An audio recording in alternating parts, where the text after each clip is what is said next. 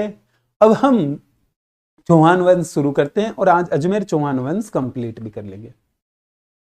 सोमेश्वर की मृत्यु के बाद में सोमेश्वर का पुत्र पृथ्वीराज चौहान तृतीय गद्दी पर बैठता है। कौन बैठता है?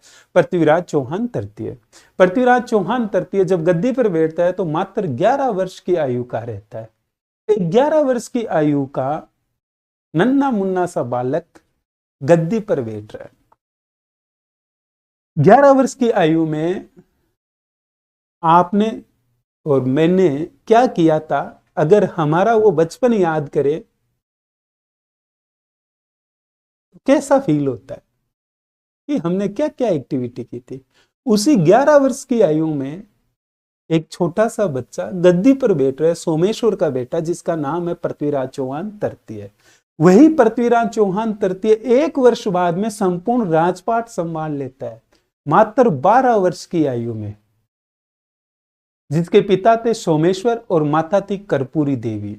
जब 11 वर्ष की आयु में पृथ्वीराज चौहान तृतीय गद्दी पर बैठा, उस दौरान उसकी संरक्षिका बनी थी कर्पूरी देवी। जैसे आपने बाहुबली मूवी देखी होगी जिसमें संरक्षिका रहती है राजमाता शिवगामिनी, वैसे ही कर्पूरी देवी पृथ्वीराज चौहान तृतीय की राजमाता थी, संरक्षिका थी। कर्पूरी देवी ही 1 साल के लिए राजपाट अपने हाथ में रखती है। 1 साल बाद में जब पृथ्वीराज तृतीय योग्य हो जाता है तो पृथ्वीराज तृतीय को राजपाट दे दिया जाता है। पृथ्वीराज तृतीय पढ़ेंगे हम। पृथ्वीराज तृतीय का थोड़ा सा टाइम पीरियड ध्यान रखना जरूरी है। उसका मुख्य कारण यह है कि पृथ्वीराज चौहान तृतीय जो है वो मात्र 11 वर्ष की आयु में राजा बने। यह भी क्वेश्चन बना हुआ है। दूसरा यह भी क्वेश्चन बना हुआ है उसका जन्म कब हुआ। तो 1177 से लेकर 1192 तक टाइम पीरियड है पृथ्वीराज चौहान तृतीय का, जो 1177 में राजा बन रहा है। तो 1177 में से अगर हम 11 वर्ष घटा ले तो उसका जन्म हुआ था 1166 ईस्वी में।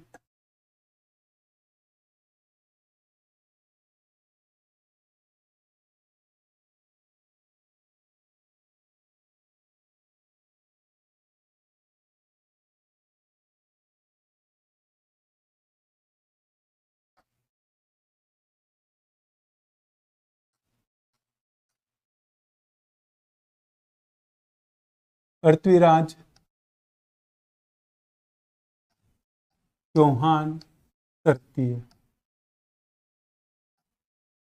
जिसका टाइम पीरियड है 1177 से 92 ईस्वी। जन्म 1166 ईस्वी में। कब हुआ जन्म? 1166 ईस्वी में। मुझे लगता नहीं कि 1166 लिखवाना जरूरी है। क्यों? क्योंकि 11 वर्ष की आयु में राजा बना, तो 11 आप ऐसे ही घटा लोगे। 1177 में से 11 गए 1166। पिता थे सोमेश्वर। पिता कौन थे? सोमेश्वर।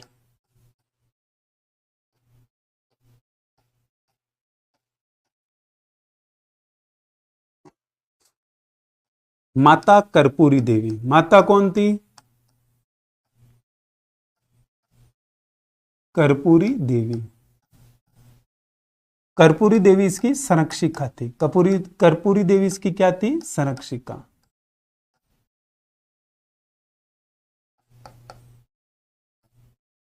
मात्र 11 वर्ष की आयु में, मात्र 11 वर्ष की आयु में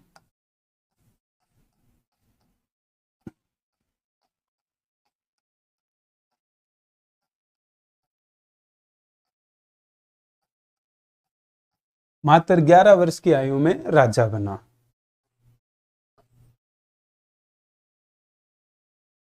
इसके कुछ मंत्री थे, उनके नाम ले लेते हैं, लिख लेते हैं। एक था कदमवास।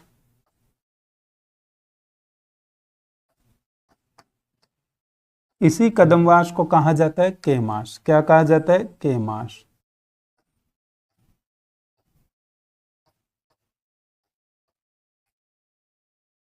भुवनमल था।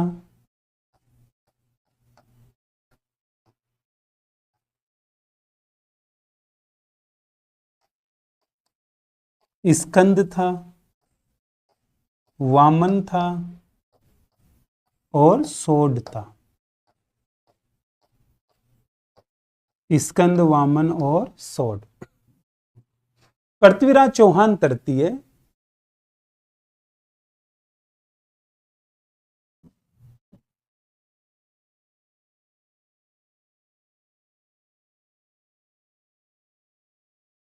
क्या बात है, सांकला जी अपने आप को खुशी दे रहे हैं, दिल को सुकून दे रहे कि सर हम पौसम पा खेल रहे थे, हम तो 11 वर्ष की आयु में, और ये जो सौभाग्य है ये पृथ्वीराज को नहीं मिला। अंगूर खट्टे हैं मेरे दोस्त, मैं समझता हूं। जब हम पृथ्वीराज चौहान तृतीय के बारे में पढ़ेंगे तो हमें ऐसे लगेगा कि यार अंगूर खट्टे थे पक्का।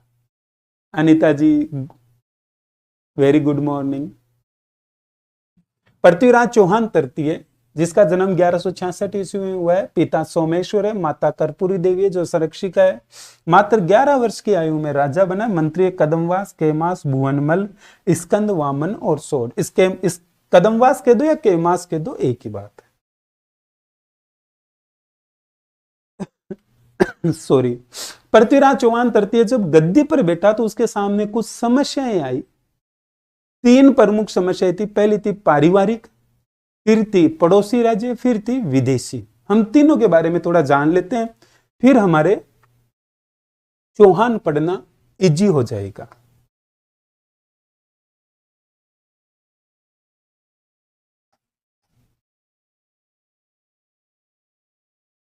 पृथ्वीराज तृतीय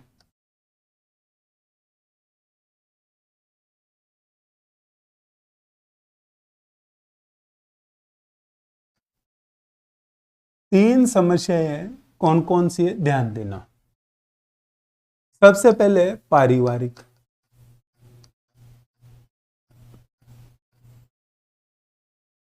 पृथ्वीराज तृतीय के सामने 3 समस्याएं रहती है जो प्रमुख है।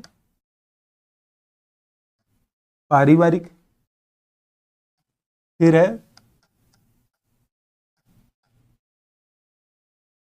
पड़ोसी राज्य, फिर है विदेशी।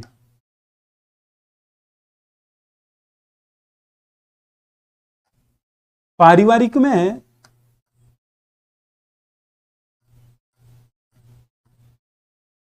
अपर गांगे जो चचेरे भाई थे वह नागार्जुन।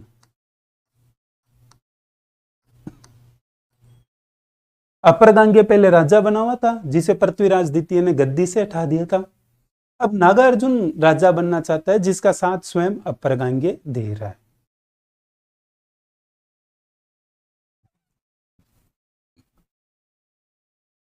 पड़ोसी राज्य। पड़ोसी राज्य में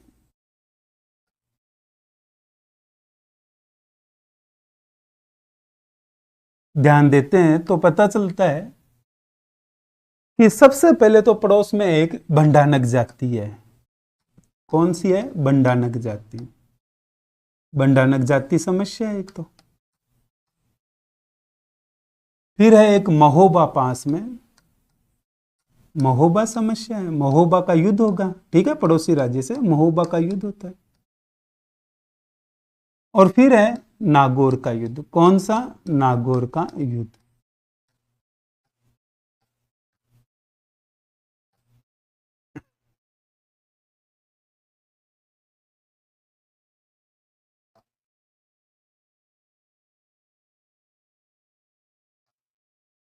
फिर एक कारण और है और वह है चौहान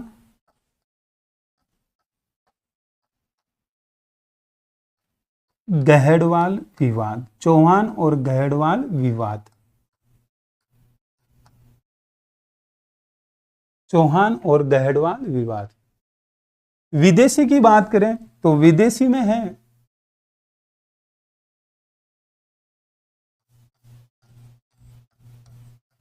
मोहम्मद गोरी।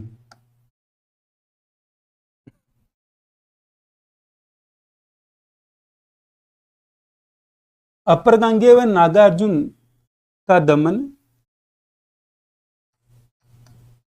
1178 ईस्वी में करता है।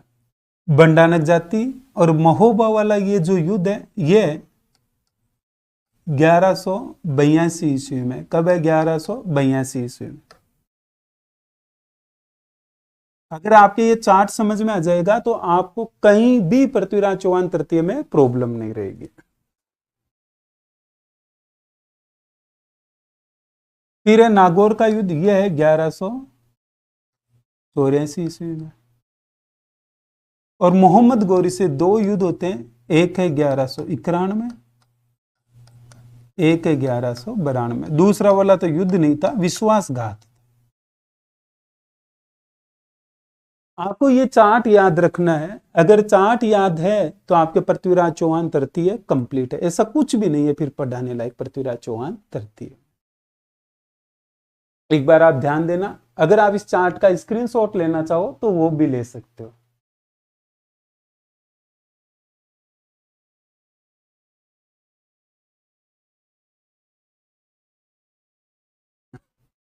पृथ्वीराज चौहान तृतीय जब गद्दी पर बैठता है तो सबसे पहले उसका विरोध करने वाले उसी के भाई है अपर गांगे और नागार्जुन। अपर गांगे और नागार्जुन ने गुरुग्राम, जो वर्तमान समय में हरियाणा में गुरु द्रोणाचार्य का स्थान है, ये किनका स्थान है? गुरु द्रोणाचार्य का। इस कारण यह स्थान कहलाया गुरुग्राम। गुरु का गांव था। कौन से गुरु? गुरु द्रोणाचार्य का। गुरुग्राम में अपर गांगे और नागार्जुन बैठे हुए हैं। उन्होंने अपना मुख्य केंद्र गुरुग्राम को बना रखा है और वो पृथ्वीराज चौहान तृतीय का विरोध कर रहे हैं और पृथ्वीराज चौहान तृतीय को गद्दी से हटाना चाहते हैं। उन्हें ऐसा लग रहा है कि यार उम्र में भी हम बड़े हैं और हक भी हमारा है, तो क्यों ना पृथ्वीराज चौहान तृतीय को गद्दी से हटा दिया जाए।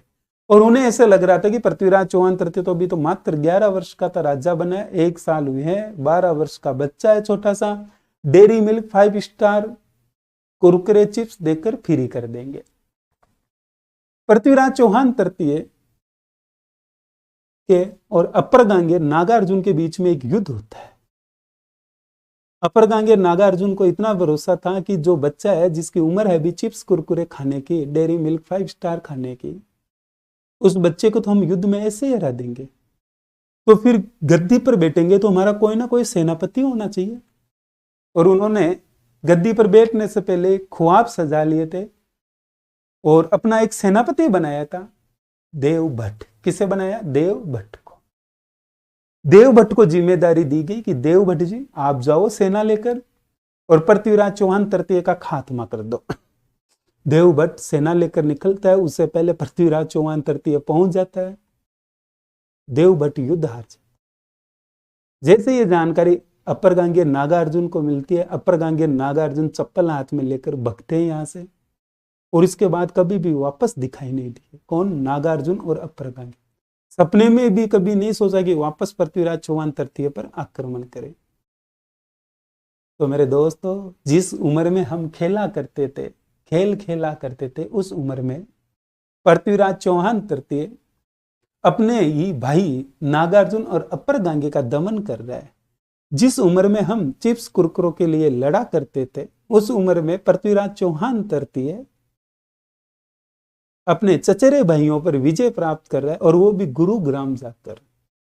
जब पृथ्वीराज चौहान तृतीय गया तो उसके 2 प्रमुख सेनापति थे इस युद्ध में, कदमवास या फिर कैमास और भुवनमल।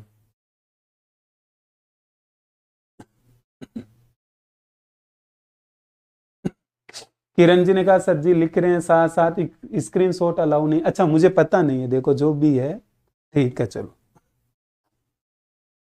अब हमारे सामने सबसे पहले जो हम समस्या ले रहे हैं वो ले रहे हैं पारिवारिक समस्या। अब एक एक एक एक अच्छे से पढ़ेंगे। नागार्जुन राजा बनना चाहता था, इसलिए मैं पहले नागार्जुन का नाम लिखूंगा। अपर गांगे हालांकि बड़ा था। नागार्जुन व अपर गांगे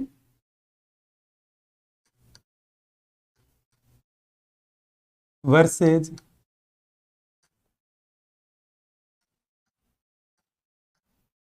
पृथ्वीराज तृतीय। इनकी डेट ध्यान में रखना जरूरी है, 1178 ईस्वी। जहां डेट जरूरी होगी मैं सबसे पहले लिखूंगा, आप बेफिक्र रहना इस बात का। नागार्जुन और अपर गांगे की तरफ से सेनापति था, एक सेना का नेतृत्व करने वाला सेनापति देवभट्ट। कौन था? देवभट्ट था।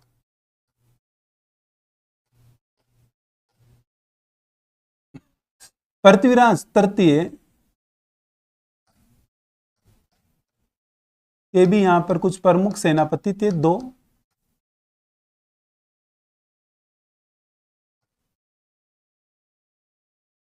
एक है केमाश और दूसरा है भुवनमल।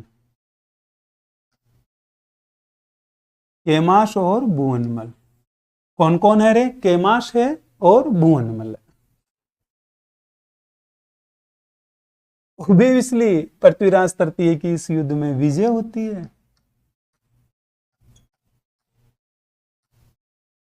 नागार्जुन और अपरगांगे जिनका प्रमुख केंद्र था गुरुग्राम। कौन सा था? गुरुग्राम। और ये युद्ध हार जाते हैं। युद्ध हारने के बाद में कभी भी वापस नागार्जुन और अपरगांगे दिखाई नहीं दिए। इनका प्रमुख सेनापति कौन था? देवभट्ट, जो युद्ध हार गया। बस इतना ही याद रखना। अगर आपके ये चार्ट तैयार है तो आप इस चार्ट में देखो, एज ए शॉर्ट नोट्स के लिए यहां लिख सकते हो कि अपरगांगे नागार्जुन का सेनापति था। कौन था? देवभट्ट।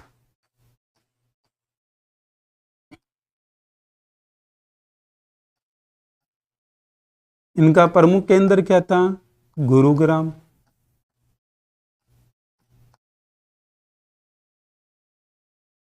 कंप्लीट? मुझे नहीं लगता और कुछ। अरे पृथ्वीराज चौहान तृतीय के तो जो सेनापति प्रमुख मंत्री लिखवाए मैंने, उनमें सबसे पहले नाम लिखवाया केमाश और भुवनमल। वो ऐसे ही याद रह जाए।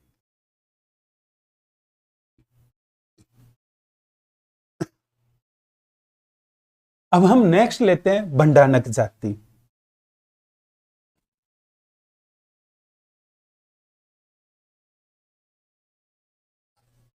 अब है भंडानक जाति।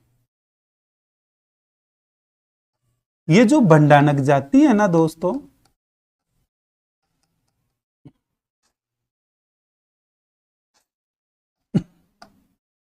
इन्होंने पंजाब का एक भूभाग है सतलज प्रदेश। कौन सा है? सतलज प्रदेश। इसे अपना प्रमुख केंद्र बना रखा था। भंडानक जाति का एक ही उद्देश्य था, लूटपाट करना। क्या था? लूटपाट करना। ये लूटपाट करती थी। भंडानक जाति है जो लूटपाट कर रही है। और लूटपाट कहां करती थी? अलवर, भरतपुर, मथुरा। कहां करती थी? अलवर, भरतपुर और मथुरा। अलवर, भरतपुर व मथुरा।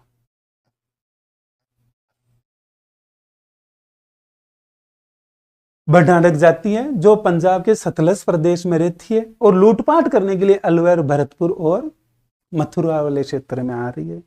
और इन्हें पता चला कि एक नन्ना मुन्ना राई है जो अजमेर का सिपाही है और वो गद्दी पर बैठा। भंडानक जाति ने कहा कि यार हम चारों तरफ लूटपाट कर रहे हैं और वो कर लेगा क्या? पृथ्वीराज चौहान तृतीय ने कहा और सब ठीक था। एक समय था जब पृथ्वीराज द्वितीय ने झांसी पर अधिकार किया था। झांसी जो भी हरियाणा का भूभाग है, पहले ये सब भूभाग पंजाब की हुआ करते थे। हरियाणा जब राज्य नहीं बना था उस समय, तो हम उस समय की बात करें तो उसके आधार पर अगर हम बात करें तो जो भूभाग है जहां भंडानक जाति रह रही है और जहां लूटपाट कर रही है, इन सब पर चौहानों का ये अधिकार है। पृथ्वीराज चौहान ने कहा ये अच्छा है यार, तुम्हें लग रहा है मैं नन्ना मुन्ना राई हूं, अजमेर का सिपाही हूं, गलत फहमी है तुम्हारे। जब मैंने अपने चचेरे भाइयों का दमन किया था तो इतना भयानक किया था कि वो वापस कभी मुड़कर हिम्मत नहीं कर पाए, तो सोचो तुम्हारा क्या हाल करूंगा। पृथ्वीराज चौहान तृतीय ने भंडानक जाति पर आक्रमण किया और इस बार पृथ्वीराज चौहान तृतीय का जो आक्रमण था वो सुपरहिट ही नहीं, ब्लॉकबस्टर था। ब्लॉकबस्टर रहा भाई। इतना भयंकर दमन किया भंडानक जाति का कि इनकी जो झोपड़ियां थी, रहने के लिए जो व्यवस्थाएं थी, वो सब कुछ उजाड़ दी गई। भंडानक जाति यहां से अपने बोरी बिस्तर समेट कर चली जाती, वापस कभी मुड़कर नहीं आती। पृथ्वीराज चौहान तृतीय जिसने युद्ध नीति में आक्रामक रवैया अपनाया है, चाहे वो पारिवारिक सदस्य हो, चाहे पड़ोसी राज्य हो, या चाहे विदेशी शक्ति हो। इस आक्रामक रवैये के कारण सबसे अच्छा जो बेनिफिट हुआ पृथ्वीराज चौहान तृतीय को, वो ये हुआ कि इसने जिस किसी पर भी आक्रमण किया वो वापस मुड़कर नहीं देख पाए। यहां भंडानक जाति का दमन किया जा रहा है। उसकी जो भी बस्तियां थी रहने के लिए, उन सबको उजाड़ दिया गया और भंडानक जाति यहां से चली गई। भंडानक जाति का दमन कब किया? 1182 ईस्वी। 1182 ईस्वी में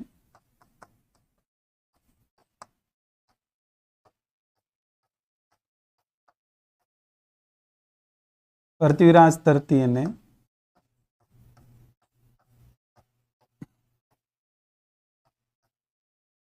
दमन किया। इसका दमन किया? भंडानक जाति। अब हम नेक्स्ट लेते हैं।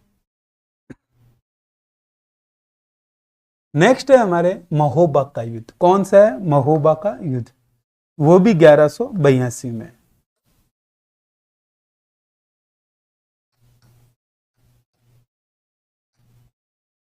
महोबा का युद्ध 1182 ईस्वी। सबसे पहले हम युद्ध का कारण देखते हैं। कारण क्या था? महोबा का राजा है परमार्दी देव। कौन है? परमार्दी देव। महोबा का राजा कौन है? परमार्दी देव। परमार्दी देव चंदेल है ये। परमार्दी देव चंदेल। परमार्दी देव चंदेल ने पृथ्वीराज तृतीय के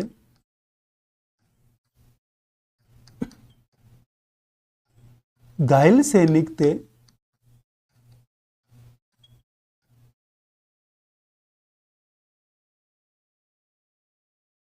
घायल सैनिकों को मरवा दिया।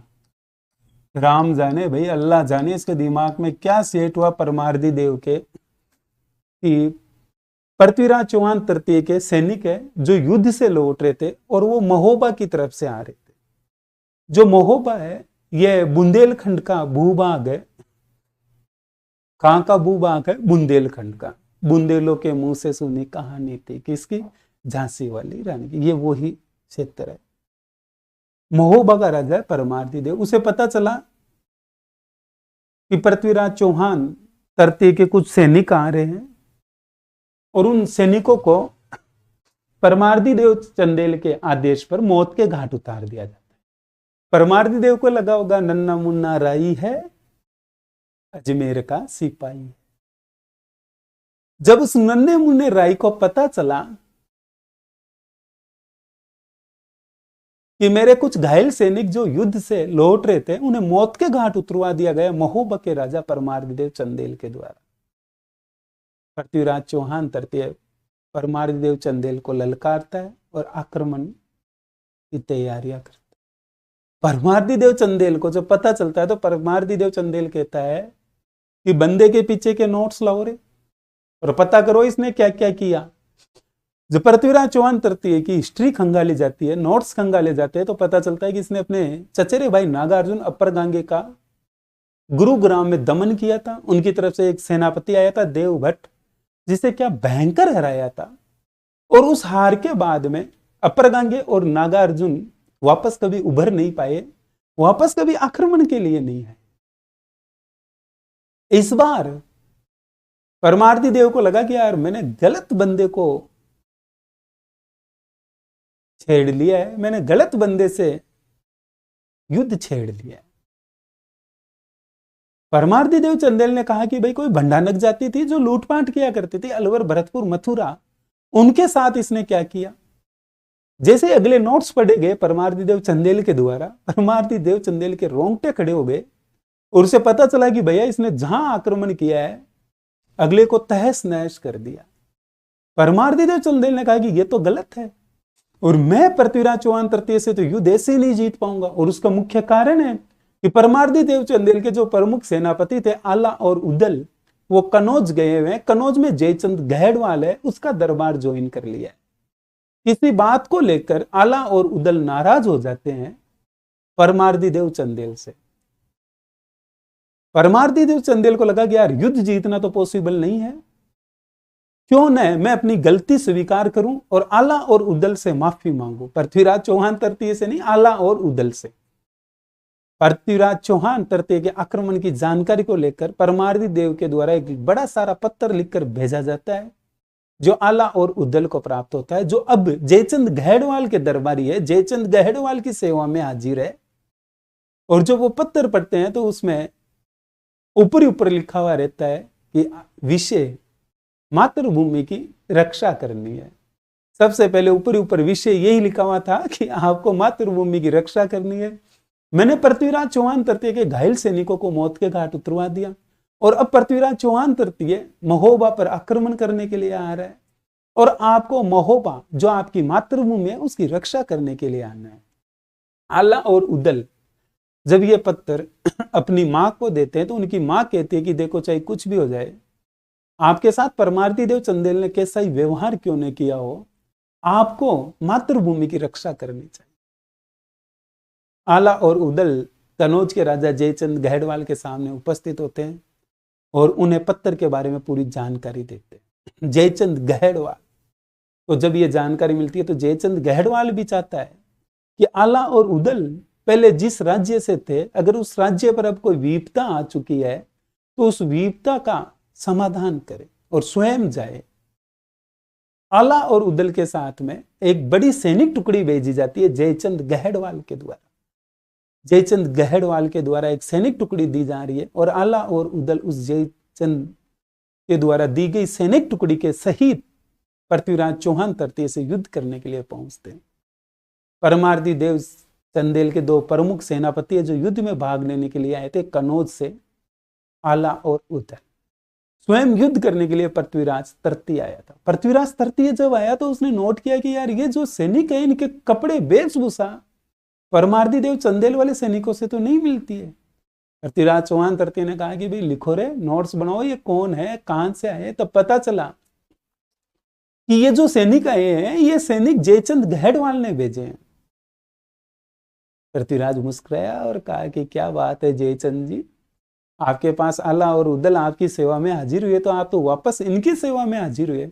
मौका मिलेगा तो बता देंगे, और वो मौका मिलेगा आगे जाकर। पृथ्वीराज और आला और उदल के बीच में एक घमासान युद्ध होता है, या आला और उदल मारे जाते हैं। दोस्तों यहां पर आला और उदल को याद किया जाता है उनकी वीरता के लिए, उनके शौर्य के लिए, जिन्हें एक पत्र मिला था कि मातृभूमि की रक्षा करने के लिए आना है और वो आ गए थे। आज हम देखते हैं कि कई परिवारों में छोटी छोटी बातों को लेकर मनमुटाव हो जाते हैं, और जब किसी भाई के सामने कोई विपदा आती है तो दूसरा भाई मुस्कुरा रहा होता है कि हाँ इसमें ऐसा ही होना चाहिए था। क्या आला और उदल की जो ये वीरता है, जो शौर्य है, क्या हमें ये यही सिखाती है? नहीं, ये हमें ये सिखाती है कि जब भाई से आपके कितना भी विवाद क्यों न हुआ हो, अगर थर्ड पर्सन फायदा उठा रहा है तो आपको भाई के लिए पहले तैयार होना चाहिए, आपके परिवार के सदस्यों के लिए आपको पहले तैयार रहना चाहिए। आपकी नाराजगी जायज है, वो बाद में आप देखना, लेकिन कोई थर्ड पर्सन ऐसा नहीं हो कि आपकी नाराजगी के कारण फायदा उठा ले। आला और उदल हमें यही सीख देते हैं और कोई सीख नहीं देते कि जब आपके परिवार के सदस्य आपकी मातृभूमि पर कोई आक्रमण कर रहा हो, कोई अटैक कर रहा हो, और आपको उस जगह साथ देने की जरूरत है, न कि किसी दूसरे स्थान पर खड़े होकर आप तालियां बजा रहे हो और आप खुशियां मना रहे हो कि इनके साथ जो हुआ वो सही हुआ और इनके साथ ऐसा ही होना चाहिए।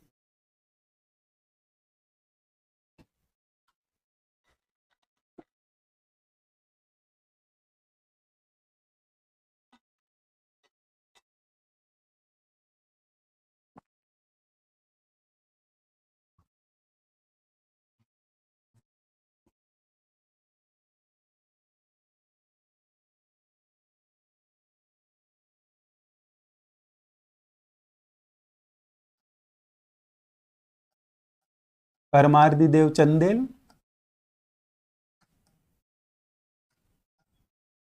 वर्सेस पृथ्वीराज तृतीय। परमार्दी देव चंदेल के दो प्रमुख सेनापति थे जो इस युद्ध में मारे गए।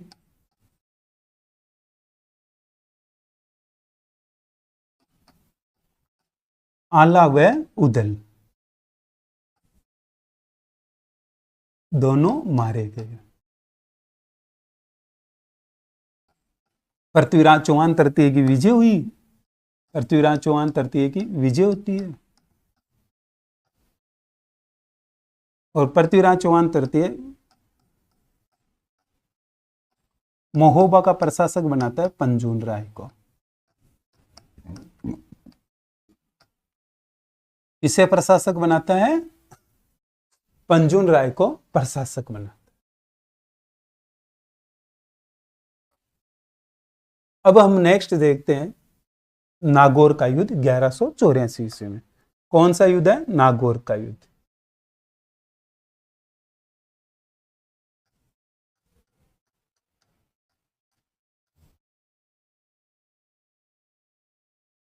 नागौर का युद्ध 1184 ईस्वी। हम सबसे पहले युद्ध के कारण पढ़ते हैं कि युद्ध के कारण क्या थे। पहला कारण तो यही है कि जो गुजरात का राजा है, चालुक्य राजा भीमदित्य, उसकी सीमा और पृथ्वीराज चौहान तृतीय की सीमा, जो बाउंड्री है, आपस में जुड़ रही है, एक दूसरे को टच कर रही है।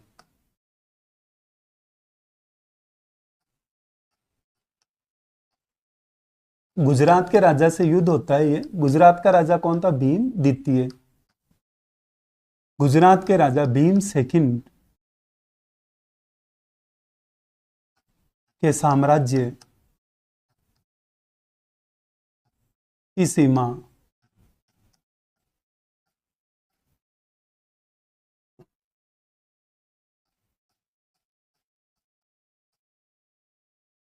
पृथ्वीराज तृतीय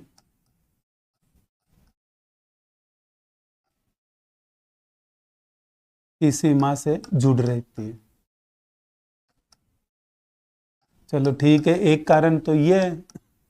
फिर दूसरा कारण साम्राज्यवादी विस्तार की नीति। दोनों एक दूसरे का साम्राज्य बढ़ाना चाह रहे। साम्राज्यवादी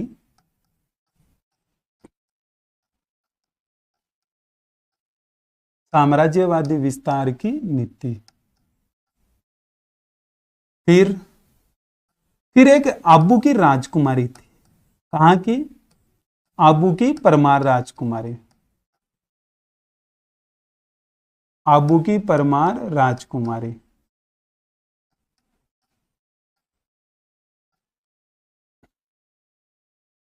इच्छिनी देवी।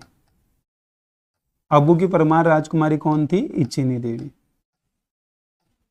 इस इच्छिनी देवी से पृथ्वीराज चौहान तृतीय भी विवाह करना चाहता है और भीमदित्य भी विवाह करना चाहता है।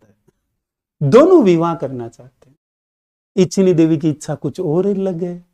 इच्छिनी देवी की कोई इच्छा नहीं पूछना चाह रहा कि हे इच्छिनी देवी जी, आप किससे विवाह करना चाहते हैं? इच्छिनी देवी विवाह करना चाहती है पृथ्वीराज चौहान तृतीय से। जैसे पृथ्वीराज चौहान तृतीय को पता चलता है, पृथ्वीराज चौहान तृतीय बारात ले जाता है और विवाह करके आ जाता है। पृथ्वीराज चौहान तृतीय ने इच्छिनी देवी से विवाह कर लिया। किससे विवाह कर लिया? इच्छिनी देवी से। विवाह किसने किया? पृथ्वीराज चौहान तृतीय से। तो युद्ध के प्रमुख कारण है कि गुजरात का जो राजा है भीमदित्य, गुजरात में कौन सा वंश है? चालुक्य वंश। कौन सा है? चालुक्य वंश। शुरू से पढ़ाते हुए आ रहा हूं मैं आपको। जो भीमदित्य चालुक्य है, उसके साम्राज्य की सीमा और पृथ्वीराज चौहान तृतीय की सीमा आपस में जुड़ रही थी। साम्राज्यवादी विस्तार की नीति और आबू की परमार राजकुमारी इच्छिनी देवी, इसके विवाह को लेकर एक युद्ध हो रहा है, नागौर का युद्ध। जो नागौर वाला युद्ध है, इस युद्ध में भीमदित्य है, चंदेल, सॉरी चालुक्य, यहां चालुक्य लिखा ना? हाँ ठीक है, चालुक्य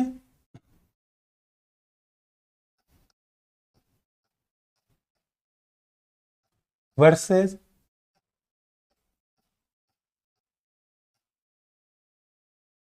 पृथ्वीराज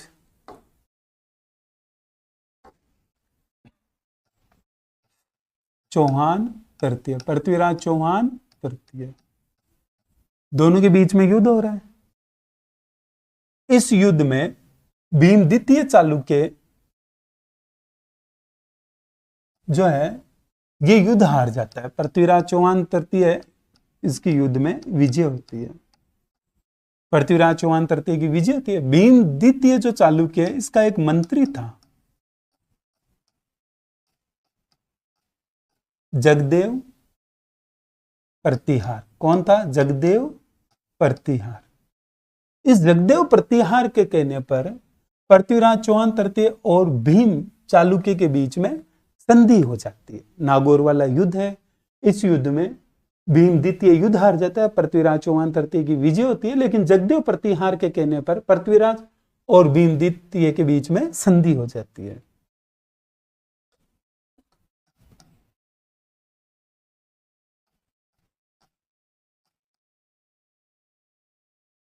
पृथ्वीराज तृतीय के साथ संधि करवाई। संधि करवाने वाला कौन है? जगदेव प्रतिहार। आप ध्यान रखना, एग्जाम में क्वेश्चन बन सकता है यहां से कि भीम द्वितीय चालुक्य और पृथ्वीराज चौहान तृतीय के बीच में संधि करवाने वाला कौन था? तो जगदेव प्रतिहार था। यह किसका मंत्री है? भीम द्वितीय का। नागौर का युद्ध कंप्लीट। नागौर का युद्ध 1184 ईस्वी में होता है, जिसका मुख्य कारण है कि गुजरात के राजा भीम द्वितीय की सीमा और पृथ्वीराज चौहान तृतीय की सीमा जो बाउंड्री है वो आपस में मिल रही थी। साम्राज्यवादी विस्तार की नीति और आबू की परमार राजकुमारी थी इच्छनी देवी, जिससे दोनों विवाह करना चाह रहे थे। लेकिन पृथ्वीराज चौहान तृतीय विवाह कर लेता है, दोनों के बीच में एक घमासान होता है, युद्ध होता है और इस युद्ध में पृथ्वीराज चौहान तृतीय की विजय होती है। पृथ्वीराज चौहान तृतीय जगदेव प्रतिहार के कहने पर भीम द्वितीय से संधि कर लेता है। ये जो युद्ध है नागौर वाला युद्ध, इसमें गुरु वशिष्ठ द्वारा यज्ञ से जो 4 जातियां प्रकट की गई थी, 4 योद्धा प्रकट किए गए थे, उनके चारों के वंशज भाग ले रहे हैं। आबू की राजकुमारी परमार जिसके लिए युद्ध हो रहा है, प्रतिहार जो संधि करा रहा है। युद्ध किनके बीच में हो रहा है? चालुक्य और चौहानों के बीच में। एक ऐसा युद्ध जिसमें गुरु वशिष्ठ द्वारा यज्ञ के द्वारा जो 4 जातियां प्रकट की गई थी, उन चारों ने पार्टिसिपेट किया है, भाग लिया। अब हम एक बार वापस पीछे चलते हैं। हमारा जो चार्ट है उसके आधार पर देखो, हमने पारिवारिक समस्या देख ली, पड़ोसी राज्य में भंडानक जाति और महोबा का युद्ध, नागौर का युद्ध देख लिया। अब है चौहान और गहड़वाल विवाद। हम पहले अब चौहान और गहड़वाल विवाद कंप्लीट करते हैं, यही हो जाएगा, यही ले लेते। चौहान और गहड़वाल विवाद, ये चौथी प्रॉब्लम थी। अब 5वीं, चौहान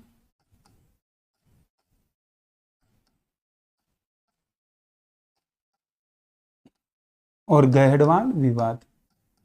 पहली समस्या तो यही है कि जो गहड़वाल है, जयचंद गहड़वाल, उसने परमार्दी देव की सहायता की थी। आला और उदल के साथ में एक सैनिक टुकड़ी भेजी थी।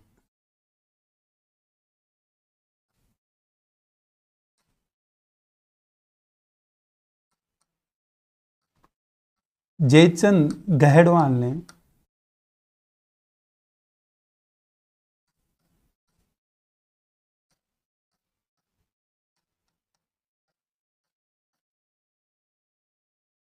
परमार्दी देव की सहायता,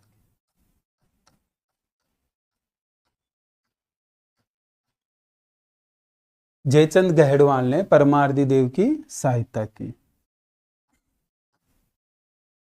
फिर दूसरा कारण दिल्ली के उत्तराधिकार को लेकर, दिल्ली के उत्तराधिकार को लेकर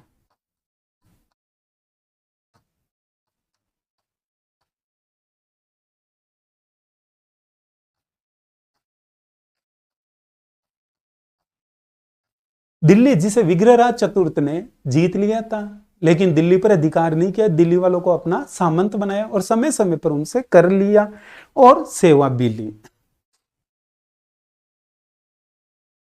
तो इस दौरान हम देखते हैं कि जो दिल्ली है अनंगपाल तोमर के अधिकार में भी, अनंगपाल तोमर है जो राजा है दिल्ली का, अब उसके कोई वारिस नहीं है, नेक्स्ट उत्तराधिकारी नहीं है। जयचंद गहड़वाल की जो पत्नी है, जो जयचंद गहड़वाल है, सॉरी, उसकी जो मम्मी है वो अनंगपाल तोमर की बेटी है। जयचंद गहड़वाल को लग रहा है कि अब मेरे नाना की गद्दी पर कोई बैठने वाला नहीं है, तो मेरा अधिकार बनता है।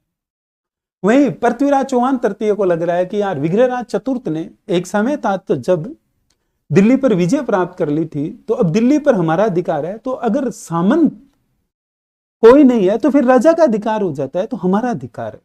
दोनों अपने अपने अधिकारों को लेकर युद्ध करने की तैयारी कर रहे हैं। एक छोटा सा विवाद होता है, लेकिन उससे पहले ही जयचंद गहड़वाल के साथ एक हादसा हो जाता है। और वो हादसा क्या होता है कि जयचंद गहड़वाल की एक पुत्री है संयोगिता। कौन है पुत्री? संयोगिता। इस संयोगिता को जब पता चलता है कि हिंदुओं में एक राजा है जिसकी शक्ति के सामने कोई नहीं टिक पा रहा है, और उस राजा का नाम है पृथ्वीराज चौहान तृतीय, जो दिल्ली की गद्दी पर बैठने की तैयारी कर रहा है, प्रेम करने लग जाती है पृथ्वीराज चौहान तृतीय। ये बात जब जयचंद गहड़वाल को पता चलती है, जयचंद गहड़वाल कह रहा है दिल्ली तो हाथ से जाएगी या नहीं जाएगी, ये बेटी पहले हाथ से जाएगी, और जो व्यक्ति मुझे पसंद नहीं है उसे ये पसंद कर रही है। जयचंद गहड़वाल ने संयोगिता को समझाया कि तुझे और कोई लड़का नहीं मिला, और कोई राजा नहीं मिला। उसने बोला सॉरी डैडी, ये प्यार की बातें आप नहीं समझो, ये नैनों की बातें नैना जाने। बोला नहीं, तो फिर? कहा कि मैं भी जानता हूं। बोला आप जानते हो तो बताओ फिर क्या करना है? कहा कि मैं बेटा तुम्हारा स्वयंवर रख रहा हूं, उस स्वयंवर में मैं सब राजाओं को बुलाऊंगा, जो तुझे राजा पसंद आए उसे माला पहना देना, मैं कुछ नहीं कहूंगा। बेटे ने बोला डैडी प्रॉमिस। बोला प्रॉमिस। संयोगिता जब उस स्वयंवर के लिए पहुंचती है तो वो देखती है जो स्वयंवर वाला जो मुख्य प्रवेश द्वार है, वहां पर द्वारपाल की जगह पृथ्वीराज चौहान तृतीय की लोहे की मूर्ति है। संयोगिता को थोड़ा सा अजीब सा लगा, फिर उसने कहा कोई बात नहीं, डैडी की नाराजगी है। उन्होंने नाराजगी जाहिर कर दी। जब संयोगिता अंदर जाती है और वो कंटिन्यू राउंड लगा रही होती है, तो वो देखती है यार अंदर तो पृथ्वीराज चौहान तृतीय है भी नहीं, और भी राजा है, स्मार्ट है, अच्छे हैं, लेकिन दिल कह रहा है कि नहीं, पृथ्वीराज चौहान तृतीय ही चाहिए। वही बंदा चाहिए जो पटवार निकाल चुका है, वीडियो निकाल चुका है, ग्राम सेवक निकाल चुका है, ईओआरओ निकाल चुका है, और जो अब आरएस मेंस निकाल चुका है और इंटरव्यू फाइट करने वाला है। संयोगिता ने बोला नहीं, बंदा तो ऐसा चाहिए, दूसरे बंदे की तरफ मुड़कर नहीं देखोगे। अब पृथ्वीराज चौहान तृतीय दिखाई नहीं दिया। संयोगिता को याद आता कि जब मैं एंट्री कर रही थी, द्वारपाल पर मूर्ति रखी हुई थी पृथ्वीराज चौहान की तृतीय की लोहे की, उस प्रतिमा को जाकर माला पहना देती है। पृथ्वीराज चौहान तृतीय जो पहले से आया हुआ था, जिसे एक इशारा चाहिए था, वो इशारा संयोगिता ने दे दिया। पृथ्वीराज चौहान तृतीय आता है, संयोगिता को ले जाता है अपने साथ और विवाह कर लेता है। संयोगिता से विवाह किसने कर लिया? पृथ्वीराज चौहान तृतीय।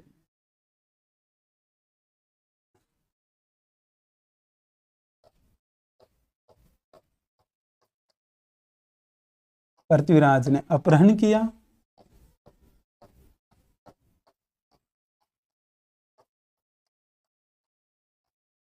वह विवाह किया।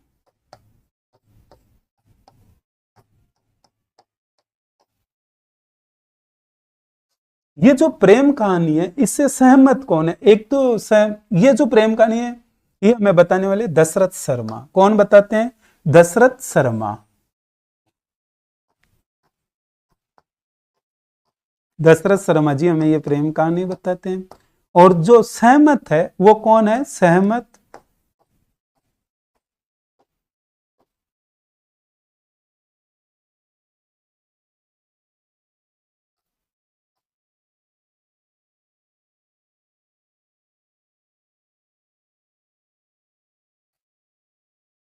दशरथ शर्मा तो ये हमें ये कहानी बताते हैं। और जो सहमत है वो है एक तो गोपीनाथ शर्मा। कौन है? गोपीनाथ शर्मा। और चिंतामणि विनायक वैद्य, सीवी वैद्य, ये इस कहानी से सहमत है कि हाँ, पृथ्वीराज तृतीय ने संयोगिता का अपहरण कर लिया था, फिर उससे विवाह कर लिया। चौहान गहडवाल विवाद हमने कंप्लीट हो चुका है। जयचंद गहडवाल ने परमारदी देव की सहायता की थी, दिल्ली के उत्तराधिकारी के कारण ही दोनों के बीच में विवाद हुआ होता, और संयोगिता से पृथ्वीराज चौहान तृतीय ने विवाह कर लिया अपहरण करके। इस कहानी से सहमत कौन है? गोपीनाथ शर्मा और सीवी वैद्य। दशरथ शर्मा का यही मानना है, जिससे गोपीनाथ शर्मा और सीवी वैद्य सहमत है। अब हम नेक्स्ट लेते हैं और लास्ट पार्ट है हमारा युद्धों में, युद्ध अभियान में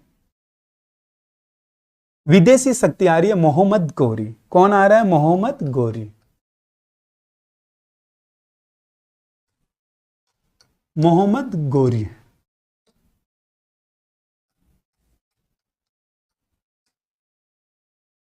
मोहम्मद गौरी ने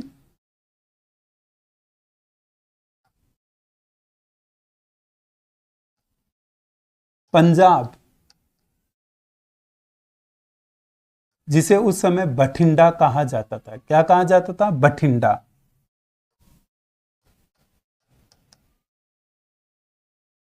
के भूभाग पर अधिकार कर लिया। तवर ए हिंद, कौन से क्षेत्र पर? तवर ए हिंद। इसी तवर ए हिंद को सरहिंद कहा जाता था। क्या कहा जाता था? सरहिंद।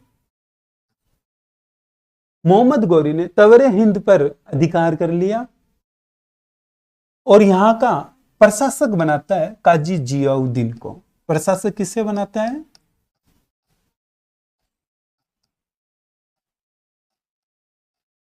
काजी जियाउद्दीन को।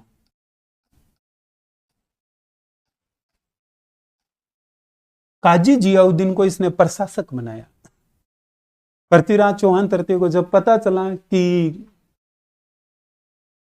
बठिंडा के सरहिंद के तवरे हिंद पर मोहम्मद गौरी जो गजनी से आया है, कोई बहाई आक्रांता है, उसने अधिकार कर लिया है और वो मेरी टेरिटरी का अंग है। पृथ्वीराज चौहान तृतीय का यही मानना था कि ये मेरी टेरिटरी है। पृथ्वीराज चौहान तृतीय ने अटैक किया और दोनों के बीच में 1191 को तराइन का युद्ध होता है हरियाणा में। कहां पर होता है? हरियाणा में।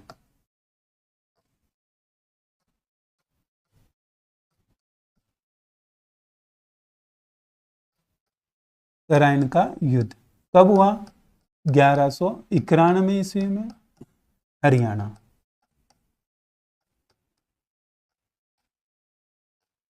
किस किस के बीच में हो रहा है?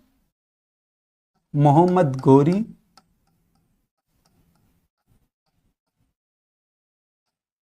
वर्सेस पृथ्वीराज चौहान तृतीय।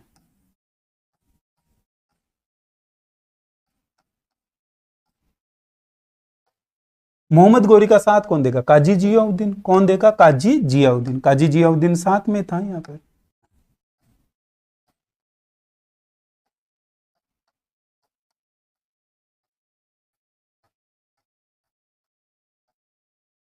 काजी जियाउद्दीन साथ था। इस युद्ध में पृथ्वीराज चौहान तृतीय की विजय होती है। मोहम्मद गौरी को जब लगा अब युद्ध हार जाऊंगा, और मोहम्मद गौरी भग रहा था, मोहम्मद गौरी पर एक अटैक होता है, आक्रमण होता है। आक्रमण करने वाला और कोई नहीं था, दिल्ली का था गोविंदराज तोमर। कौन था? गोविंदराज तोमर के द्वारा घायल कर दिया गया मोहम्मद गौरी को, और काजी जियाउद्दीन, दोनों को पकड़ लिया गया और दोनों को पकड़कर पृथ्वीराज चौहान तृतीय के सामने उपस्थित किया गया। पृथ्वीराज चौहान तृतीय ने गोविंदराज तोमर से कहा कि महाराज ये किन्हें ले आए आप? गोविंदराज तोमर ने कहा कि महाराज यही है जिसने युद्ध किया था, नेतृत्व करता है यही है इसका युद्ध का। अच्छा यही है क्या मोहम्मद गौरी? बोला हाँ यही है। मोहम्मद गौरी जो राजपूताने के इतिहास को अच्छे से समझ कर आया था, उसे यह भी पता था कि मैं एक हिंदू से युद्ध करने जा रहा हूं, अगर मैं युद्ध हार जाऊं तो मुझे माफी मांग लेनी है, और माफी मांगने के बाद में एक हिंदू आक्रमण नहीं करता है, अटैक नहीं करता है। मोहम्मद गौरी को जब पृथ्वीराज चौहान तृतीय के सामने उपस्थित किया गया तो मोहम्मद गौरी से पृथ्वीराज चौहान तृतीय ने कहा कि बता तेरी क्या इच्छा है। मोहम्मद गौरी कहता मैं माफी मांगता हूं, मेरे से गलती हो गई, मैं आज के बाद दिल्ली की तरफ कभी मुड़कर नहीं देखूंगा, मुझे रिहा कर दिया जाए।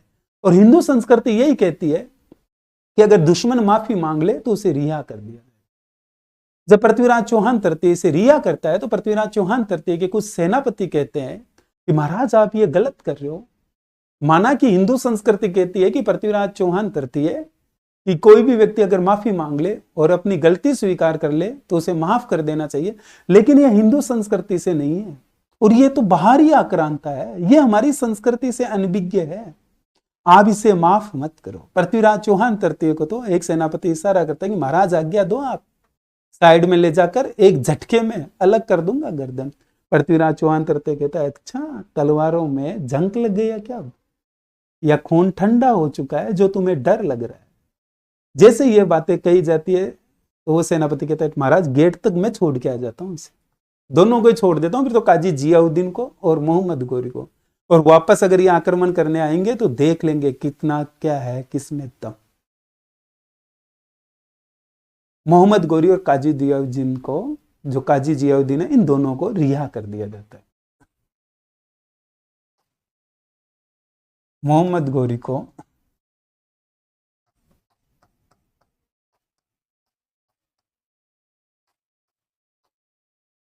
गोविंद राज तोमर ने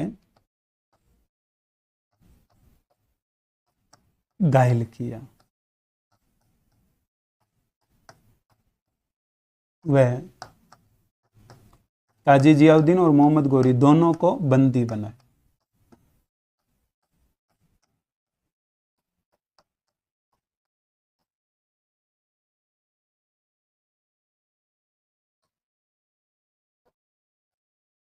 लेकिन पृथ्वीराज चौहान तृतीय ने रिहा कर दिया।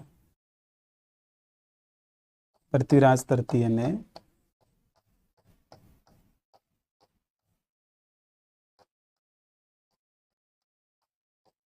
रिहा किया। मोहम्मद गोरी जिसे अब रिहा कर दिया गया है वो अब हरियाणा वाली बाउंड्री पर बैठा हुआ है। पृथ्वीराज चौहान तृतीय को जब पता चला, पृथ्वीराज चौहान तृतीय सेना लेकर पहुंचता है और बोलता मोहम्मद गोरी अब क्या चाहता है। मोहम्मद गोरी कहता है देखो बात यह है, गजनी से मैं आया हूं, गजनी में तो मेरे बड़े भैया थे वो राजा बन चुके हैं, अगर मैं वापस जाऊंगा तो क्या जवाब दूंगा, हो सकता है वो मुझे कोई सजा भी दे दे, थोड़ा समय निकल जाए, जब अपने युद्ध के बारे में जो जानकारी है उन्हें ये बात ठंडी पड़ जाएगी, उसके बाद मैं वापस चला जाऊंगा। पृथ्वीराज चौहान तृतीय को लगा कि यार ये बंदा कभी ना कभी अटैक कर सकता है, तो इस कारण पृथ्वीराज चौहान तृतीय वहां अपनी प्रमुख सेना के साथ, अपने प्रमुख सेनापतियों के साथ घेरा डालकर बैठ जाता है।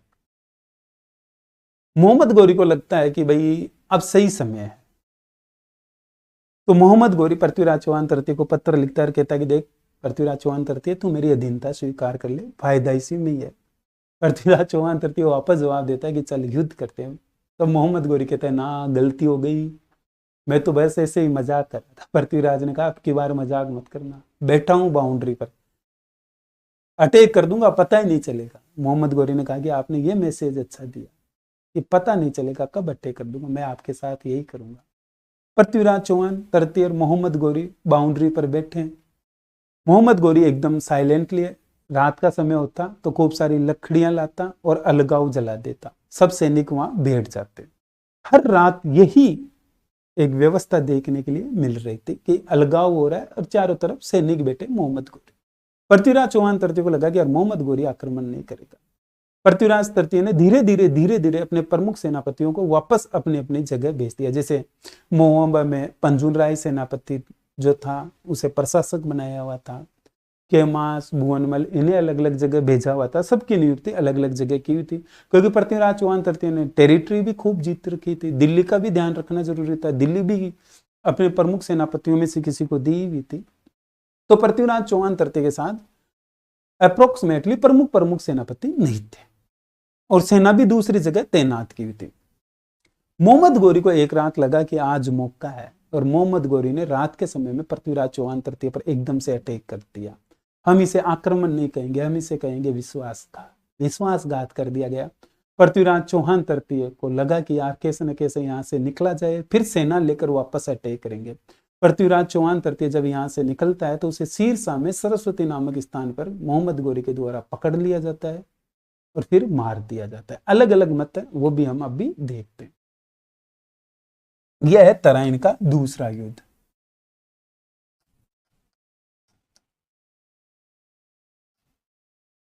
पहला युद्ध हो चुका, तराइन का दूसरा युद्ध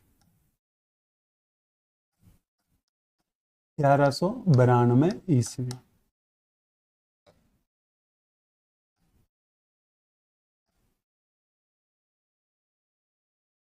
पृथ्वीराज तृतीय वर्सेज मोहम्मद गोरी। पृथ्वीराज तृतीय और वर्सेज मोहम्मद गोरी। मोहम्मद गोरी की इस युद्ध में विजय हुई। पृथ्वीराज तृतीय के साथ विश्वासघात हुआ भाई, युद्ध था ही नहीं, एकदम से रात के समय में आक्रमण कर दिया गया। कुछ सैन्य के जो सो रहे हैं, कुछ प्रातः काल की दिनचर्या में बिजी थे।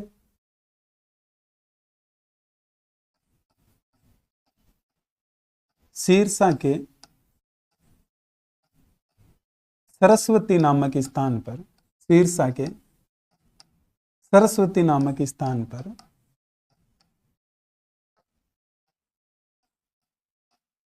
पृथ्वीराज को मार दिया गया। पृथ्वीराज था, उसे मार दिया गया।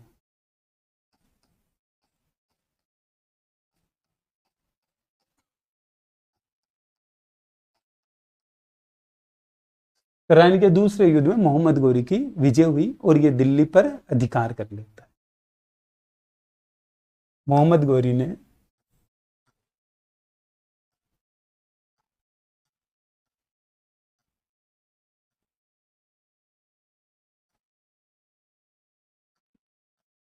दिल्ली पर अधिकार किया।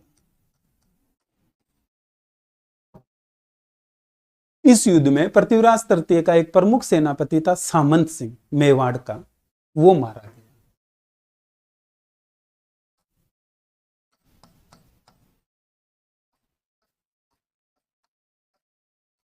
पृथ्वीराज का सेनापति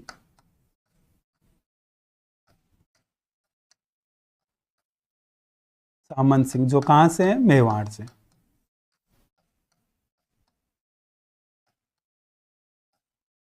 ये मारा गया।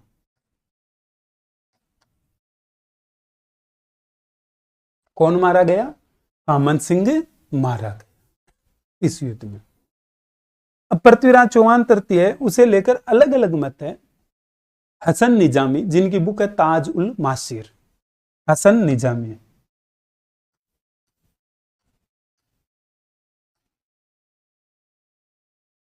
हसन निजामी, जिनकी बुक कौन सी है, ताज उल मासिर।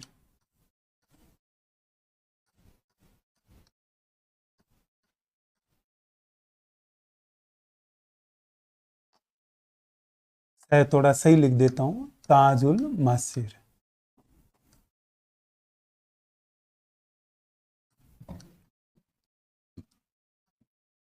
ये जो हसन निजामी की पुस्तक है ताज उल मासिर, इससे हमें जानकारी प्राप्त होती है कि जो पृथ्वीराज तृतीय था, उसने मोहम्मद गोरी की अधीनता स्वीकार कर ली और उसे अजमेर का प्रशासक बना दिया गया।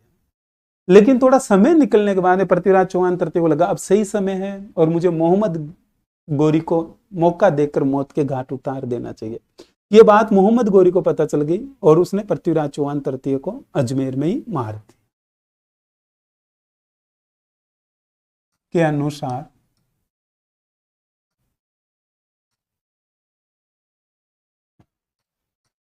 गोरी ने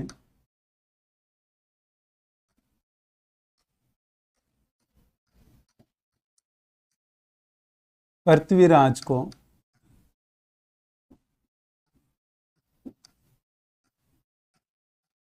अजमेर का प्रशासक बनाया। कहां का? अजमेर का। अजमेर का प्रशासक बनाया। वह बाद में मार दिया। बाद में से मार दिया। एक हिस्टोरियन और है जो पृथ्वीराज के ही थे दरबारी चंद बरदाई।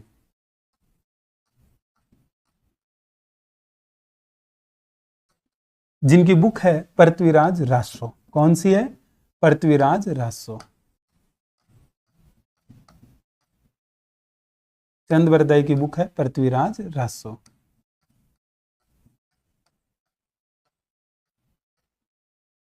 इनका यह मानना है कि मोहम्मद गोरी पृथ्वीराज चौहान तृतीय को अपने साथ गजनी ले गया। कहां ले गया? गजनी।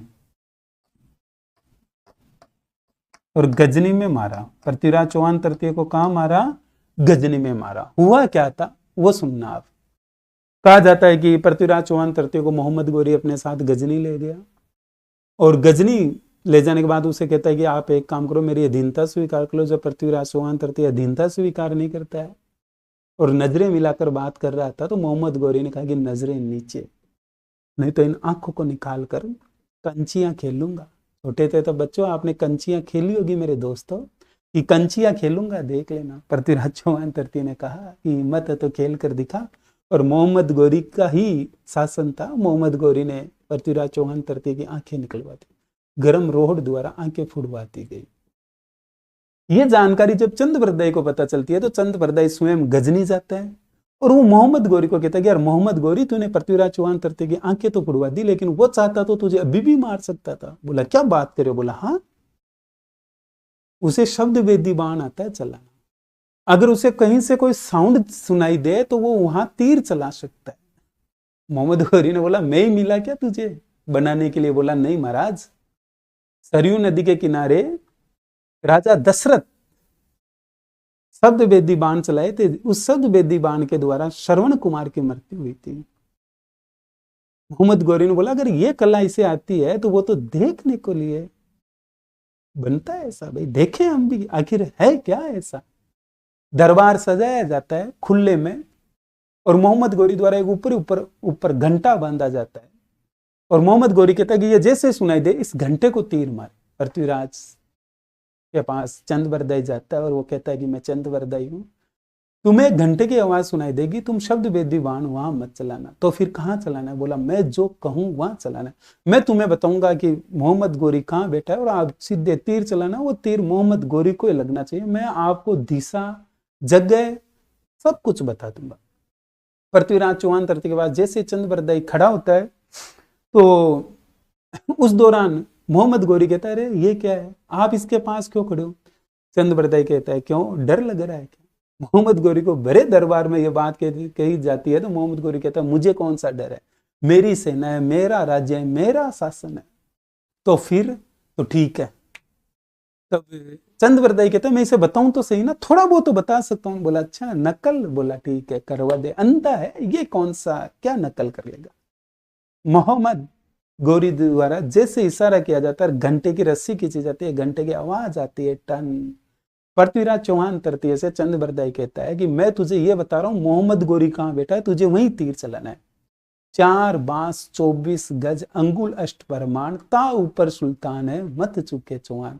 जैसे ये दोहा सुनता है पृथ्वीराज चौहान तृतीय तीर चलाता है, तीर मोहम्मद गोरी को लग जाती है और मोहम्मद गोरी की मृत्यु हो जाती है। वही चंद बरदाई अपने कटार निकालता है, पहले पृथ्वीराज चौहान तृतीय को मारता है फिर स्वयं को मारता है। यह है गजनी की कहानी पृथ्वीराज चौहान तृतीय की मृत्यु को लेकर। अब हम पृथ्वीराज चौहान तृतीय के कुछ निर्माण पढ़ लेते हैं।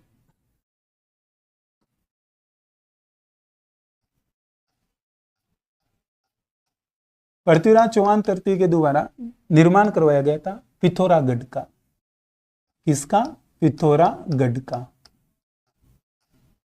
ये जो पिथौरागढ़ है ये दिल्ली के पास है। कहां है? दिल्ली के पास। दिल्ली के पास में पिथौरागढ़ का निर्माण करवाया गया।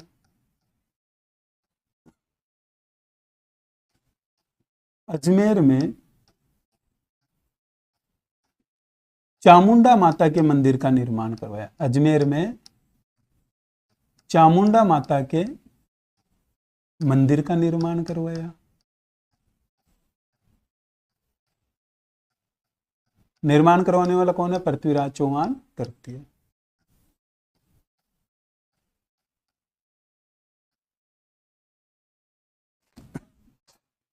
पृथ्वीराज चौहान तृतीय की उपाधियां, उपाधियां भी है भाई।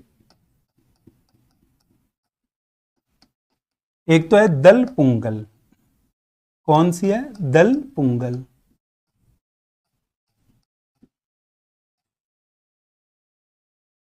विश्व विजेता। फिर है राय फितौरा, पिथौरागढ़ के दुर्ग का निर्माण करवाया तो कौन सी है? राय फितौरा। पिथौरागढ़ दुर्ग का निर्माण करवाया था तो राय फितौरा। एक कला व संस्कृति, कला व संस्कृति विभाग की स्थापना की। किसकी स्थापना की? कला व संस्कृति विभाग की स्थापना की। और इसका जो विभाग का अध्यक्ष बनाया, वो अध्यक्ष बनाया था पद्मनाभ को। किसे बनाया?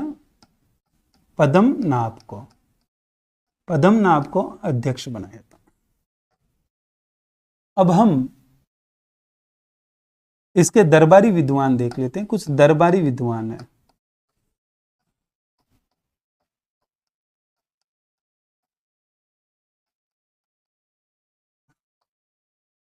चंदबरदाई,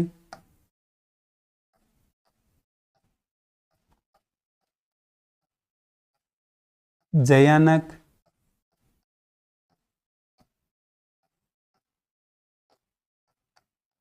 वागीश्वर जनार्दन, वागीश्वर जनार्दन,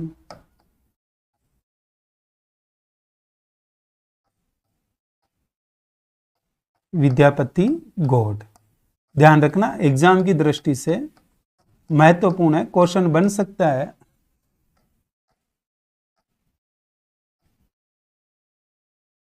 कि पृथ्वीराज चौहान तृतीय के दरबारी कौन थे, तो इतना याद रख लेना, मुख्य मुख्य यही है।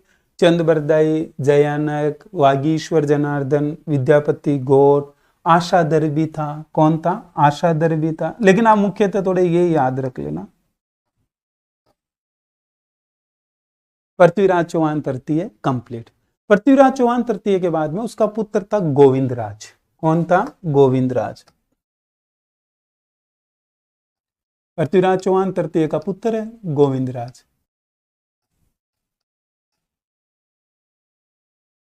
गोरी अजमेर कुतुबुद्दीन ऐबक को सौंप देता है। कुतुबुद्दीन ऐबक की अधीनता स्वीकार कर लेता है गोविंदराज।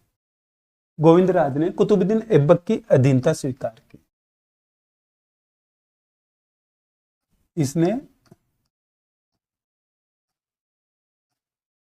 कुतुबुद्दीन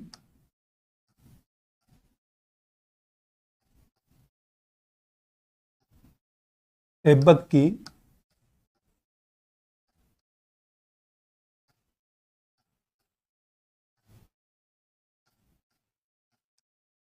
अधीनता स्वीकार की।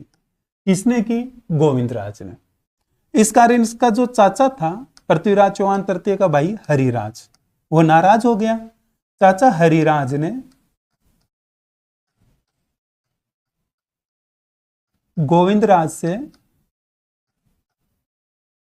राजपाट छीन लिया। उसने कहा कि मूर्ख, तुझे शर्म नहीं आती?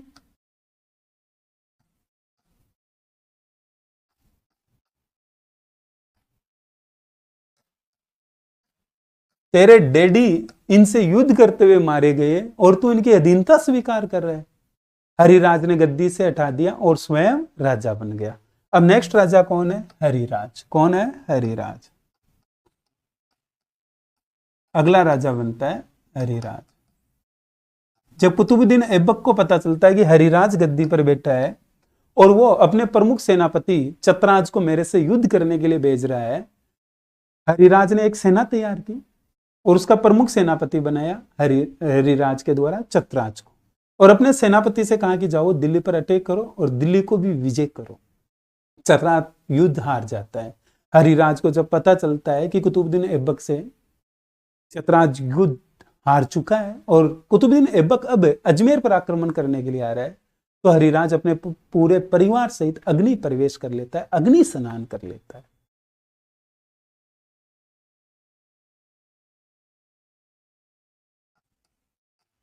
सेनापति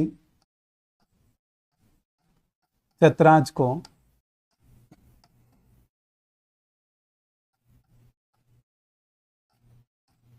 दिल्ली विजय के लिए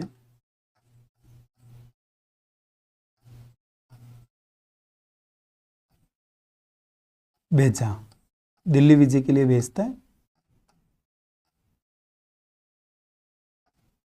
लेकिन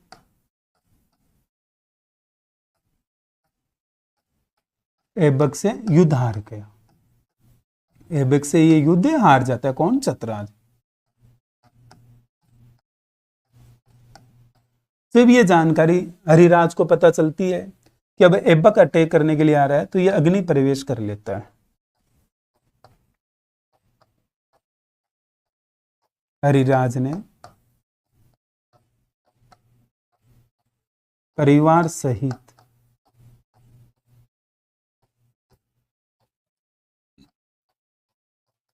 अग्नि स्नान कर लिया, सुसाइड कर लिया भाई। इसे लगा कि पता नहीं ऐबक मुझे पकड़ लेगा, मेरे साथ कैसा व्यवहार करेगा, मेरे परिवार के साथ कैसा व्यवहार करेगा, तो इसने सुसाइड कर लिया, अग्नि स्नान कर लिया। आज हमारे अजमेर चौहान कंप्लीट, या बात करें शाकंभरी, सपादलक्स और अजमेर चौहान कंप्लीट। मैं उम्मीद करता हूं आज की क्लास आपकी पिछली 3 क्लासों से सबसे बेस्ट क्लास गई हो, और ये भी मुझे जहां तक बिलीव है कि आपके पृथ्वीराज चौहान तृतीय अच्छे से क्लियर हो चुका है। दोस्तों एक बात समझ में आई होगी कि अगर बीच में मैं कमेंट इग्नोर कर दूं और हम कमेंट के लिए एक निर्धारित समय रखें, तो आपकी क्लास बहुत प्यारी जाएगी और आपको सब कुछ तैयार हो जाएगा। आपको बाद में रिवीजन की जरूरत रहेगी, वापस याद करने की जरूरत नहीं रहेगी। यही रहेगा कि अब रिवीजन करना है। क्या आप सब मेरी इस बात से सहमत हो? एक बार कमेंट करो और आउटपुट दो रे।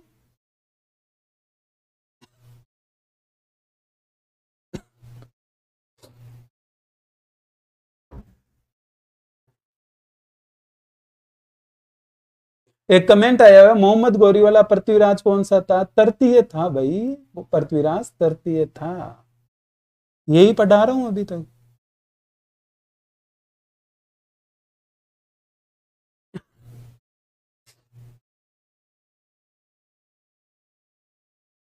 जे का मैसेज है, रिवाइज करा दो सर प्लीज। रिवाइज करा दूंगा, लेकिन आप मुझे ये बताओ, आप आउटपुट दो क्लास को लेकर, ताकि मुझे एनर्जी मिले अगली क्लास में मैं एक एक्स्ट्रा एनर्जी के साथ आऊं।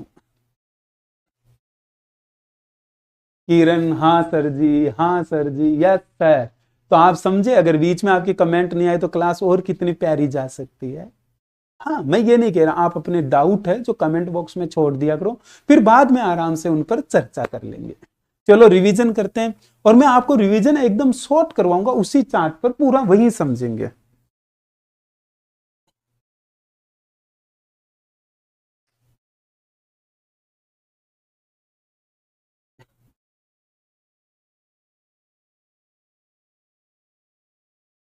पृथ्वीराज चौहान तृतीय, जिसका जन्म 1166 में हुआ। पिता सोमेश्वर थे, माता कर्पूरी देवी थी, जो 1 वर्ष के लिए सनकशिका रहती है। मातर 11 वर्ष की आयु में राजा बना। मंत्री थे कदमवास, केमास, भुवनमल, स्कंद, वामन और सौड। पृथ्वीराज के सामने प्रमुख 3 समस्याएं थी। पहली थी पारिवारिक, दूसरी पड़ोसी राज्य, तीसरी विदेशी। पारिवारिक में उसने 1178 में अपर गांगे व नागार्जुन का दमन किया, उनके सेनापति देवभट्ट को हराया। गुरुग्राम में पृथ्वीराज चौहान तृतीय की तरफ से इस युद्ध में भाग लेने वाले थे केमाश और भुवनमल। पड़ोसी राज्य में भंडानक जाति, जो सतलज प्रदेश पंजाब वाला भूभाग था, वहां रहती थी। अलवर, भरतपुर, मथुरा में ये लूटपाट करती थी। 1182 ईस्वी में पृथ्वीराज चौहान तृतीय ने भंडानक जाति का दमन कर दिया। महोबा का युद्ध, महोबा का जो युद्ध है यह परमार्दी देव चंदेल से होता है, और मुख्य कारण था कि परमार्दी देव चंदेल ने पृथ्वीराज चौहान तृतीय के जो घायल सैनिक लौट रहे थे युद्ध के दौरान, उन्हें मरवा दिया था। आला और उदल परमार्दी देव की तरफ से युद्ध करते हुए वीरगति को प्राप्त होते हैं। यह भी युद्ध 1182 में हुआ था। महोबा का प्रशासक पंजुन राय को बनाया गया। नागौर का युद्ध 1184 ईस्वी में हो रहा है, जो भीम द्वितीय के बीच और पृथ्वीराज चौहान तृतीय के बीच में हो रहा है। भीम द्वितीय जो है, यह गुजरात का चालुक्य वंश का राजा है। और इसकी इच्छा है कि इच्छिनी देवी से विवाह करे, लेकिन पृथ्वीराज चौहान तृतीय विवाह कर लेता है। दोनों की साम्राज्यवादी विस्तार की नीति के कारण और दोनों की एक दूसरे की सीमाएं बाउंड्री टच हो रही थी, इस कारण युद्ध हुआ। इस युद्ध में भीम द्वितीय युद्ध हार जाता है, पृथ्वीराज चौहान तृतीय युद्ध में विजय होता है। लेकिन जगदेव प्रतिहार के कहने पर पृथ्वीराज चौहान तृतीय भीम द्वितीय से संधि कर लेता है। फिर है चौहान गहडवाल विवाद। चौहान गहडवाल विवाद का एक मुख्य कारण था कि महोबा वाले युद्ध में परमादिदेव चंदेल की सैनिक सहायता की थी। जयचंद गहडवाल ने आला और उद्दल के साथ एक सैनिक टुकड़ी भेजी थी। दूसरा दिल्ली के उत्तराधिकार को लेकर। तीसरा मुख्य कारण था संयोगिता, जो जयचंद गहडवाल की बेटी थी, जिसका पृथ्वीराज तृतीय ने अपहरण किया और विवाह किया। फिर विदेशी शक्ति मोहम्मद गोरी, जो तवरे हिंद पर अधिकार कर लेता है और तराइन का युद्ध होता है। तवरे हिंद का प्रशासक बनाया गया था काजी जियाउद्दीन को। मोहम्मद गोरी को घायल कर दिया जाता है गोविंदराज तोमर, जो दिल्ली का था, उसके द्वारा, और पकड़ कर लाया जाता है। लेकिन मोहम्मद गोरी को पृथ्वीराज चौहान तृतीय के द्वारा रिहा कर दिया जाता है। मोहम्मद गोरी से एक वापस युद्ध होता है 1192 में। एक साल का समय भी मिल जाता है। मोहम्मद गोरी एक सैनिक टुकड़ी तैयार कर लेता है, फिर वापस भयंकर वाला अटैक करता है। और भयंकर वाला अटैक ने विश्वासघात करता है। रात्रि के समय प्रातः काल लगभग 4 से 5 के बीच में एकदम से आक्रमण कर देता है। दैनिक दिनचर्या में कुछ सैनिक बिजी थे, कुछ सो रहे थे। पृथ्वीराज चौहान तृतीय यहाँ से कैसे न कैसे जान बचाकर निकलता है। पृथ्वीराज चौहान तृतीय को शीर्षा के सरस्वती नामक स्थान पर पकड़ लिया जाता है और मौत के घाट उतार दिया जाता है। लेकिन हसन निजामी अपनी बुक ताज उल मासिर में कहते हैं कि पृथ्वीराज चौहान तृतीय को दिल्ली मोहम्मद गोरी के द्वारा दिल्ली की गद्दी पर बैठने के बाद में उसे अजमेर का प्रशासक बनाया गया और बाद में मार दिया गया। चंद बरदाई कहता है कि मैं स्वयं गजनी गया, गजनी में पृथ्वीराज चौहान तृतीय को मैंने मारा और फिर खुद को मारा। क्यों? क्योंकि पृथ्वीराज चौहान तृतीय ने मोहम्मद गोरी को मार दिया था। मोहम्मद गोरी अपना संपूर्ण राजपाट कुतुबुद्दीन ऐबक को सौंप देता है। कुतुबुद्दीन ऐबक की अधीनता स्वीकार कर लेता है। कौन करता है? गोविंदराज, जो पृथ्वीराज चौहान तृतीय का बेटा था। इस कारण उसका चाचा हरिराज नाराज हो जाता है और वो हरिराज गोविंदराज को गद्दी से हटा देता है, स्वयं राजा बनता है।